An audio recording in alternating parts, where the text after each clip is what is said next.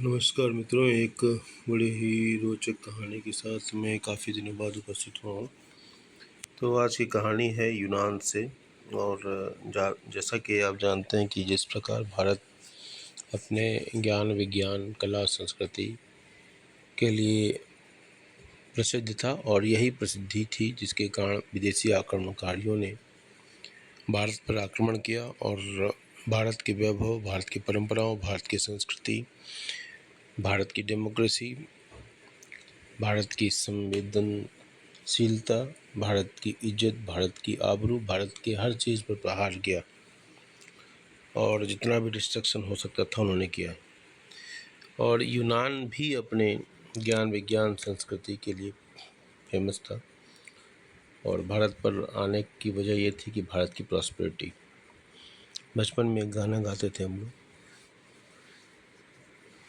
जहाँ डाल डाल पर सोने की चिड़िया करती है बसेरा, वह भारत देश है मेरा। आजकल ऐसे गाने सुनने को नहीं मिलते हैं। खैर, बात यूनान से चली थी और उस पर हम चर्चा करना पसंद करें। विख्यात यूनानी दार्शनिक प्लेटो के घर सदा विद्वानों का आना जाना लगा रहता था। जिज्ञासु लोग कुछ न कुछ नया विचार ग्रहण करने के लिए उनके पास आया करते थे।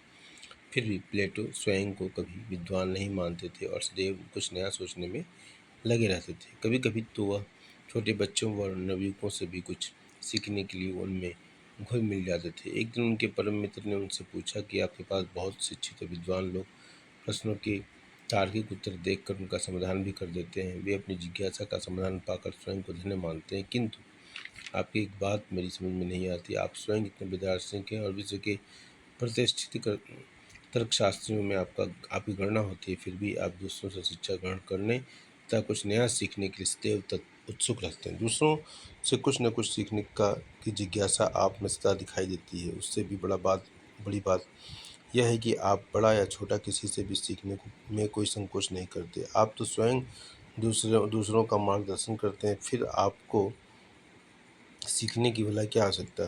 कहीं आप लोगों को प्रसन्न करने के लिए तो उनसे सीखने का दिखावा नहीं करते। विश्व मित्र के भोलेपन पर प्लेटो हंसे। फिर उन्होंने कहा, मेरे मित्र, प्रत्येक व्यक्ति के पास कुछ न कुछ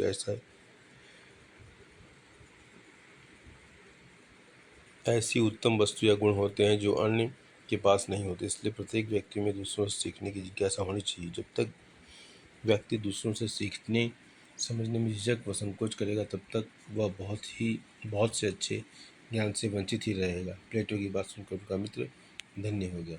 हम भी धन्य हो गए इस बात को कह के। धन्यवाद।